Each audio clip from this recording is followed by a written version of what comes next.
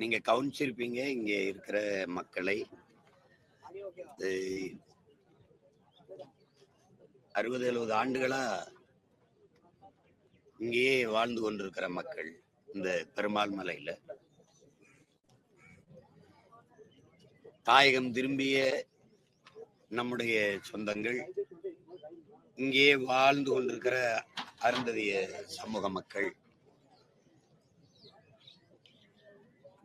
அங்கிருந்து வந்த மக்களுக்கு இடமற்று நிற்கும் போது இந்த இடத்துல குடியிருங்கன்னு சொன்னது அரசாங்கம் தான். அன்றைக்கு இருந்த ஆட்சியாளர். இப்ப அரை நூற்றாண்டை கடந்து இங்கேயே 3 தலைமுறைகளா வாழ்ந்து கொண்டிருக்கிற மக்கள், எந்த அடிப்படை வசதியும் ஒண்ணும் இல்லை. நீங்க பாக்கிறீங்க, இது எதுவும் கல் வச்சு கட்டிய கட்டடங்கள் கூட கிடையாது. வெறும் தகர இது ஆஸ்பெஸ்டாஸ் அந்த சீட்டு தான். இதுல மின் இணைப்பு இல்லை, முறையான மின் இணைப்பு இல்லை. அம்மா சொல்றதை பார்த்தா 5 வீடு 6 வீடுகளுக்கு ஒரு இணைப்பு இருக்கு. படிக்கிற பிள்ளைகள் எல்லாம் நாங்க முதல் தர மதிப்பெண்களை பெற்றுக்கிட்டு இருந்தோம். இப்ப படிக்க வசதி இல்லாம மேல் படிப்புக்கு போக போக அடிப்படை வசதியே இல்லாம மின் விளக்கு கூட இல்லாம எப்படி படிச்சு முன்னேறி வர்றதுன்னு சொல்றாங்க. வளர்ச்சி பற்றி பேசுறோம், மானுடம் பேசுறோம், எல்லாம் பேசுறோம். இந்த நிலையில திடீர்னு இது அறநிலைத்துறைக்கு சொந்தமான இடம், நீங்க காலி பண்ணுங்க இல்லைன்னா வாடகை கொடுங்கன்னா, இந்த 250 வீட்டு இந்த தினம் கூலி வேலைக்கு போகிற இந்த மக்கள் கொடுக்கிற வாடகை பணத்துல எவ்வளவு வருவாய் இந்த அரசு பெருக்கிற போது? இது எவ்வளவு இதா இருக்கு பாருங்க. அறநிலைத்துறையில அறம் எங்க இருக்கு? சரி, இதை எடுத்து என்னதான் பண்ண போகுது அரசு? இதேதான் கரூர்லயும் இந்த சிக்கல் வந்தது. அறநிலைத்துறைக்கு கோயிலுக்கு சொந்தமான இடம் அப்படின்னு. கோயிலுக்கு எதுக்கு இடம்? மக்கள் குடியிருக்க இல்லாத இடம் எதுக்கு? சொந்த நாட்டுல சொந்த நிலத்துல அகதிகளா ஏதிலிகளா இடமற்ற நிலமற்ற கூலிகளா இருக்கணுமா என்ன? அதுதான் நல்லாட்சியின் சிறப்பா என்ன? சொல்லுங்க நீங்க. இந்த வாடகை, இந்த வீட்டுக்கு என்ன வாடகை போடுவீங்க? இந்த வீட்டுக்கு என்ன வாடகை?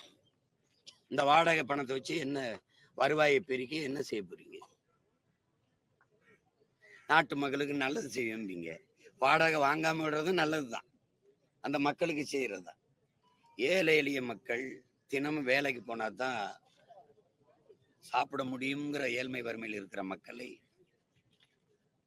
அவர்களை வீடை காலி பண்ணுங்க இல்லைன்னா வாடகை கட்டுங்கிறது ஒவ்வொரு முறையும் தேர்தல் அப்ப வாக்கை பறிக்க இனிப்பு பசப்பான வாக்குறுதிகளை கொடுத்து போவது, வென்று விட்ட பிறகு அவர்களை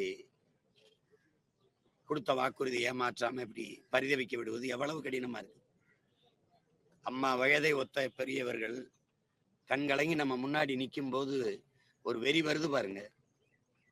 என் தாயை கலங்கிய கண்ணீரோடு பார்க்கத்தான் நம்ம எல்லாம் இருக்கிறோமா? அதான் நல்ல ஆண் பிள்ளைகளுக்கு அழகா என்ன? அழுத கண்ணீர் என்றோ செல்வத்தை தேய்க்கும் படைன்னு வள்ளுவ பெருமகனார் தந்தறிய மறைமொழியில இந்த மாதிரி ஏழை மக்களின் கண்ணீர் எவ்வளவு பெரிய கோட்டையும் சரிச்சு வீழ்த்துங்கிறான். நீங்க அதை பத்தி கவலைப்படுறது இல்லை. உலகத்திலே வலிமையான ஆயுதம் ஏழை மக்களின் கண்ணீருங்கிறான். அது உங்க எல்லாருக்கும் என்னை விட நல்லா தெரியும். அதை கவனத்துல வச்சுக்கிட்டு நீங்க வேலை செய்யணும். சரி, இந்த இடத்தை எடுத்துறீங்க, என்ன பண்ணுவீங்கன்னு சொல்லுங்க. என்ன பண்ணுவீங்கன்னு சொல்லுங்க. இது கொடுமை. அதனால அந்த மக்கள் வாழ்கிற இடத்திலே அவர்கள் வாழ்றதுக்கு வீட்டு மனை உரிமை பட்டா கொடுத்துறது நல்லது. அதுபோக அவர்களுக்கு மின் இணைப்பு கொடுங்க, மின் இணைப்பு கொடுங்க. ஆட்சிக்கு வந்த 3.5 ஆண்டுகளும் 3 முறை மின் கட்டணத்தை உயர்த்தி இருக்கிறீங்க. இந்த காலகட்டத்துல இவ்வளவு வளர்ச்சி பற்றி பேசுறீங்க, விடுதலை பற்றி இவ்வளவு பெரிய இது 75 ஆண்டுகளுக்கு மேல கடந்து போகும்போதும் ஒரு மின் இணைப்பு அத்தியாவசிய தேவையா இருக்குது. மின்சாரம் அது இல்லாத ஒரு இன்னும் நம்ம மண்ணில் கிராமங்கள் இருக்கு, வாழ்விடம் இருக்குன்னா எவ்வளவு ஒரு கேவலம்னு பாருங்க. பாதை இருக்க மாட்டேங்குது, கழிவறை இருக்க மாட்டேங்குது. இன்னும் நம்ம அக்கா தங்கச்சிகள் சொல்லும் போது அங்க காட்டுக்குள்ள பாறைகளுக்கு பக்கத்துல போய் ஒதுங்க வேண்டியது இருக்குன்னுங்கும் போது எப்படி இருக்குது இதெல்லாம்? அதிகாரமற்ற எளிய மக்கள், அவர்களுக்கு என்று குரல் வலை இல்லை, அரசியல் அதிகாரம் இல்லை, பேச யாரும் இல்லை. அதனால இது வெறும் வாக்காளரா பாக்குறீங்க, அவர்களுக்கு வாழ்க்கை வெறும் ஓட்டா பாக்குறீங்க. அவர்களுக்கு உணர்வு இருக்கு, பசி இருக்கு, உறக்கம் இருக்கு, கனவு இருக்கு, கண்ணீர் இருக்கு, சதை இருக்கு, ரத்தம் இருக்கு, எலும்பு இருக்கு, நரம்பு இருக்கு, அவர்களுக்கு உயிர் இருக்கு, அவர்களுக்கு ஒரு வாழ்க்கை இருக்கு. அதை கவனத்தில் வச்சுக்கிட்டு ஆட்சியாளர்கள் இயங்கணும். தேவையில்லாம வந்து இந்த காலி பண்ணு வாடகை கொடுன்னுலாம் வச்சுக்கிட்டு இருந்தா எனக்கு ஒரு வேலையும் இங்கே உட்காந்துருப்பேன் நானும். நீ காலி பண்ணவும் முடியாது, வாடகை வாங்க முடியாது. ஒழுங்கா மின் இணைப்பு கொடுத்து அந்த மக்களின் வாழ்விடத்துல இருத்தி வாழ வைக்கிறதுக்கு அவங்களுக்கு குடியுரிமை கொடுங்க. நிரந்தரமா வாழ்றதுக்கு வீட்டு உரிமை கொடுங்க. அதே மாதிரிதான் அங்க பக்கத்துல அருந்திதிய மக்கள் வாழ்கிற அந்த குடியிருப்பு, அதுக்கு பேர் என்ன, அந்த பேரு மாயபுரத்துலயும் இதே சிக்கல் தான். பன்னெடுங்காலமா வாழ்கிற அந்த மக்களை, அடித்தட்டு மக்களை, உழைக்கும் மக்களை அப்புறப்படுத்திட்டு சரி இந்த இடத்தை எடுத்து என்ன பண்ண போறீங்க? என்ன இடாது? அன்னை தெரசா நகர், இது ஒரு பஞ்சாயத்து. அப்புறம் இந்த மாயவரம், அது ஒரு பஞ்சாயத்து. எல்லா இடத்துலையும் ஊருக்கு தலைநகர் சென்னை தினம் நான் எதிர்கொள்றேன். ஆக்கிரமிப்புன்னு சொல்றதுக்கு உங்களுக்கு அசிங்கமா பண்ணலையா? இந்த இடம் கோயிலுக்கு சொந்தமான இடம் தான், வீடு கட்டி குடியிருங்கன்னு சொன்னதை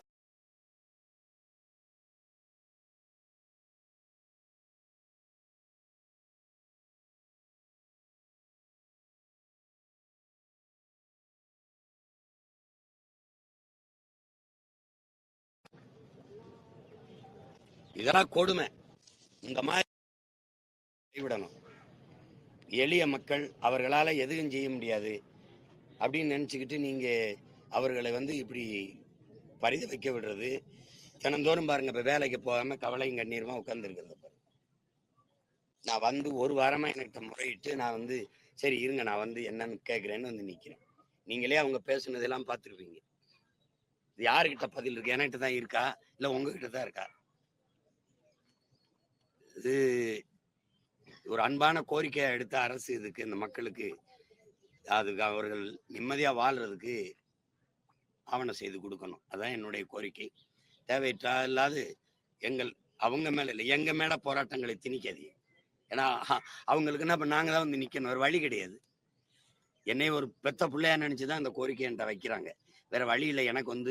எனக்கு ஓட்டை விட எனக்கு என் நாடு தான் எனக்கு முக்கியம்.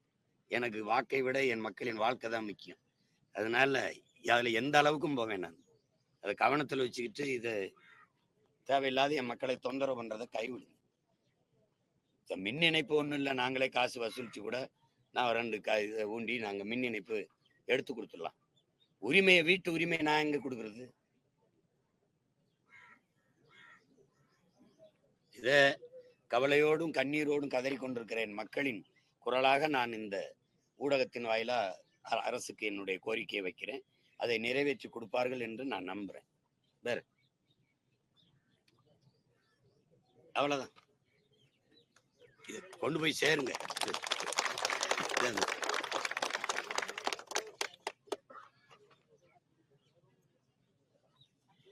சரிதானே ஐயா? கொண்டு போயிருங்க. நன்றி, வணக்கம். பெரியாரை இழிவுபடுத்தும் கூலிக்காரர்களுக்கு எதிராக அரசியல் செய்ய வேண்டியது கனிமொழி எம்பி பேசியிருக்காங்க. இதை எடுத்து போடுவீங்களா? இப்ப அவங்க வந்து அவங்க அப்பாவை தான் அப்படி சொல்றாங்க. அம்மையார் கனிமொழி வந்து பெரியாரை இழிவுபடுத்தும் கூலிகளை எதிர்த்து அரசியல் செய்ய வேண்டியது இருக்குதுன்ட்டு அவங்க அப்பாவையும் அந்த கட்சியினுடைய தோற்றுனர் ஐயா பேரறிஞர் அண்ணாவையும் தான் சொல்றாங்க. ஏன்னா நான் வந்து பெரியாரை இழிவுபடுத்தல. பெரியார் என்ன பேசியிருந்தாரோ எழுதியிருந்தாரோ அதை எடுத்து பேசுறேன். பெரியாரை பற்றியே பேசுகிறார்கள் இந்த பெருமக்கள், அம்மையார் கனிமொழி உட்பட. பெரியார் என்ன பேசினாரு, பெரியார் என்ன எழுதி வச்சாருன்னு எடுத்து பேச உங்களுக்கு யாருக்கும் துணிவு. பெரியார் யாரு தெரியுமா, பெரியார் யாரு தெரியுமான்னு கேக்குறீங்க. தெரியல, சொல்லுங்கன்னா சொல்ல மறுக்கிறீங்க. பெரியார் இந்த தமிழ்நாட்டில் திமுக அளவிற்கு அந்த கட்சியின் தலைவர் பேரறிஞர் அண்ணா ஐயா பெருமகன் கருணாநிதி அவர்களை விட யாராவது இழிவா பேசியிருக்காங்களா? நீங்க சொல்ற பெரிய கூலி அம்மையார் கனிமொழி அவர்களே, நீங்க பேசுற பெரிய கூலி உங்க அப்பா. அப்ப நீங்க உங்க அப்பாவை தான் ஏத்து பேசிட்டு இருக்கிறீங்க. நீங்க ஒரு பெரியாரிஸ்டா? நீங்க அம்மையார் சார்பா கேள்வி எழுப்பினவர் நீங்க. உங்களையே நான் கனிமொழியாவே நினைச்சு கேள்வி கேட்கிறேன். நீங்க ஒரு பெரியாரிஸ்டா? எந்த இடத்துல கடவுள் மறுப்பில்லையா? உங்க மருமகன் உதயநிதி நெத்தில திருநீர் பூசணில இல்லையா? நீங்க ஒரு கடவுள் மறுப்பாளர், அப்படியா? அதை ஏற்கனமா? சமூக நீதி, பெண்ணிய உரிமை, உங்க கட்சி பெண்கள் கொடுத்த முன்னுரிமையை பேச முடியுமா? நீங்க பெரியாருடைய சாதி மறிப்பு, தீண்டாமை ஒழிப்பு, இதுக்கெல்லாம் நீங்க பெரியார் எங்க சாதி ஒழிப்பு நிலைநிட்டு இருக்காரு? இத்தனை தொகுதிகள் தமிழ்நாட்டில் இருக்கும்போது தூத்துக்குடியில போய் நீங்க போட்டிட்டதுக்கு காரணம் சொல்ல முடியுமா? நீங்க சொல்றீங்களா இல்ல நான் சொல்லிட்டேன்? காரணம் என்ன? சென்னையில நின்று இருக்கலாம், இங்க கோயம்புத்தூர்ல நின்று இருக்கலாம், ஈரோட்ல நின்று இருக்கலாம், சேலத்துல நின்று இருக்கலாம், வேலூர்ல நின்று இருக்கலாம், விழுப்புரத்துல நின்று இருக்கலாம். எதுக்கு தூத்துக்குடியில போய் நிக்கிறீங்க? சாதி ஒழிப்புன்னு அங்க ஏன் அந்த பாவப்பட்ட மக்கள் இருக்கான் அதானே சாதி. உங்களை இன்னும் அந்த மக்கள் அவங்க தன் சாதிக்காரன் நம்புறான் பாருங்க. அந்த அளவுக்கு பைத்தியக்கார மக்களை அந்த மக்களை நம்பி வச்சிருக்கீங்க நீங்க, அப்படித்தானே? தூத்துக்குள்ள ஏன் போய் 2 தடவை நின்னீங்க சொல்லுங்க? அந்த பாவப்பட்ட மக்களை உங்க ஆளு, உங்க சாதியாளு அதுவும் நம்பிக்கிட்டு இருக்கு. கருணாநிதி மக எப்படிங்க நாடாரா இருக்க முடியும்? கனிமொழி நாடார், ஸ்டாலின், மு.க. தமிழரசு எல்லாம் நாடார் தானே. ஒரு அப்பாவுக்கு 2 சாதி இருக்குமா? யாராவது சொல்லுங்க, சொல்லுங்க. அப்ப என்னதுல போய் தூத்துக்குள்ள நின்னீங்க? நீங்க பெரியாரை பத்தி பேசுறதுக்கு தகுதி ஏதாவது இருக்கா? சும்மா கூலி காலின்ட்டு. பெரிய கூலியா உங்க அப்பா தான். சென்னைக்கு படிக்க வர பெண்களுக்கு பாதுகாப்பு இல்லைன்னு ஆளுநர் அந்த பெண்ணிய உரிமையை நிலைநாட்டின பெரியாரிய பெருமக்கள்கிட்ட கேளுங்க. அண்ணா பல்கலைக்கழகத்துல படிக்க போன பல்கலைக்கழக வளாகத்துக்குள்ள ஒரு பிள்ளைக்கு பாதுகாப்பு இல்லை. சாலையில பயணிச்சு கிழக்கு கடற்கரை சாலையில வர்றதுல உன் கட்சியை கொடியை கட்டிட்டு குறுக்காட்டி நின்று பிள்ளைகளை தொந்தரவு பண்றான். கேட்டா வண்டி இடிச்சிருச்சு, அதனால திரத்தி போனான்னு போய் சொல்லிட்டு இருக்கீங்க. கூட்டு பாலியல் வன்கொடுமை நடந்தது பொள்ளாச்சியில. அங்க வந்தால் விசாரிச்சு நீதியை நிலைநாட்டும். நீ ஏன் நாட்டல? தூத்துக்குடியில போட்டியிட்டுல 2 முறை எம்பி ஆயிருக்கீல. அங்க நடந்த துப்பாக்கி சூட்டுக்கு என்ன நடவடிக்கை எடுத்து என்ன நீதியை நிலைநாட்டினீங்க? குறிபாத்து தொண்டக்குழியில சுட்டவனுக்கு என்ன தண்டனை? அருணா ஜெகதீசன் தாக்கல் செய்த அறிக்கைக்கு என்ன நடவடிக்கை? பதில் இருக்கா? கொடநாட்டுல கொலை நடந்ததா இல்லையா? 5 பேர் சத்தானா இல்லையா? எவனோ ஒருத்தன் கொண்டிருக்கான்ல, கொன்றவன் யாரு? கொன்ன காரணம் என்ன? நடவடிக்கை என்ன? சும்மா ஏதாவது பேச கூடாது. நாங்க பெரியார் பெரியார். யாரு பெரியார்? யாரு பெரியார் சொல்லு. சமூக நீதியை சொல்லு, பிராமண எதிர்ப்ப சொல்லு, கடவுள் மறுப்ப சொல்லு. பெரியார் வென்றது ஒன்றுலதான். தமிழ் சனியனை விட்டு ஒழியுங்க. தமிழோட ஆங்கிலம் கலந்து பேசுங்க. தமிழை ஆங்கிலத்திலே எழுதுங்க, அதாவது ஆங்கில எழுத்திலே எழுதுங்க. இது ஒண்ணுலதான் நீங்க சாச்சிட்டீங்க திராவிட. என் நிலத்துல எங்கேயுமே என் தாய்மொழி இல்லாம அழிச்சு ஒழிச்சிட்டீங்க. தமிழ் எழுத படிக்க தெரியாத பல தலைமுறை உருவாக்குனதை தவிர எல்லா இடத்துலயும் தோத்து போனீங்க. எங்கே இருக்கு கடவுள் மறுப்பு? உங்க அண்ணி அம்மையார் துர்கா ஸ்டாலின் அவர்கள் பூஜை அறையில சமஸ்கிருத சுலோகம் சொல்றத போட்டு காட்டட்டா? அத்திவரதர் கோயில்ல குடும்பமா நின்று கும்பிட்டீங்களா இல்லையா?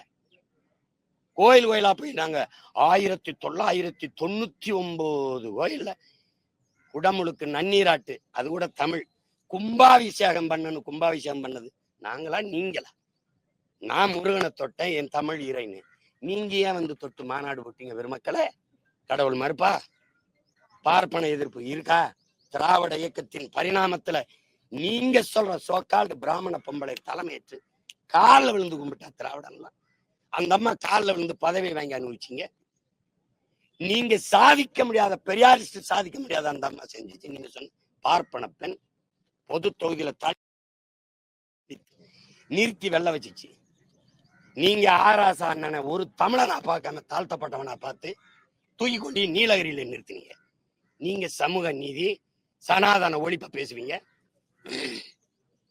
அது ஒரு காலம். என் ஆத்தாள பெண் தாத்தம்பாட்டி வாங்கி கிடந்தாங்கல்ல, அது ஒரு காலம். தாழ்த்தப்பட்ட அருந்ததியர்ல ஒருத்தனை தூக்கி சபாநாயகராக்கி தனபால் வரும்போது முதலமைச்சர் வரைக்கும் எந்திரிச்சு நிக்கிற உயரத்தில் உட்கார வச்ச பெருமகள் சொல்ற பிராமண பொம்பளை. அதை நீங்க செஞ்சீங்களா? எதுக்கு சமூக, எதுக்கு எங்க இருக்காரு பெரியார்? எந்த இடத்துல? படிப்பு மிகப்பெரிய வியாபார பண்டமாக்கிட்டு கல்விய இந்த இடத்துல இருக்குது. கல்வி யாரு? எங்களுக்கு என்ன படிப்பு வராமையா இருந்தது? இந்த எங்க அம்மா சொல்லுதுல, கல்வி இருந்துச்சு, காசு இல்லை, வறுமை. அந்த கல்வியை இலவசமா தந்தான் படிக்காத என் தாத்தை. ஊருக்கு பள்ளிக்கூடம் நான் படிச்சது என் தாத்தன் கட்டின பள்ளிக்கூடம் அரணையூர்ல, ஒரு சிற்றூர்ல. அதுக்கப்புறம் உயர்கல்வி என் சொந்தக்காரன் இஸ்லாத்தை ஏற்று இருந்தவன் அவன் கட்டி வச்சிருந்தான். காஜி கே இப்ராஹிம் அலி உயர்நிலை பள்ளி, டாக்டர் ஜாகிர் ஹுசேன் கல்லூரியில படிச்சதுனால நான் இன்னைக்கு வெளியில வந்து நிக்கிறேன். அவன் கட்டி படிக்க வச்சான். கிறிஸ்தவ இஸ்லாமிய மிஷினரிகள் கல்லூரியில படிச்சு வந்த பிள்ளைகள் பெரியார் படிக்க வச்சார். அண்ணாதுரை எங்க ஐயா பெரியார் பேரறிஞர் அண்ணாவையும் பெருமகனார் நெடுஞ்செழியனையும் அன்பழகனி பெரியார் தான் படிக்க வச்சாரா? எம்ஜிஆர் தன்னுடைய சொத்துக்களை கடைசியா காது காலாதவர், வாய் பேச முடியாத பிள்ளைகளுக்கு ஒரு அறக்கட்டளை எழுதி வச்சு கொடுத்துட்டு போனார். அப்படி பெரியார் அவர் சொத்தை கொடுத்துட்டு போனாரா?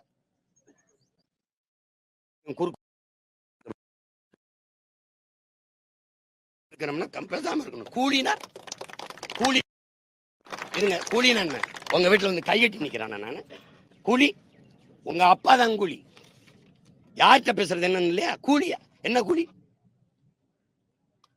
நீதான் என் மக்கள்கிட்ட 1000-500 பிச்சை காசு கொடுத்து ஓட்ட பறிக்கிற கூலி.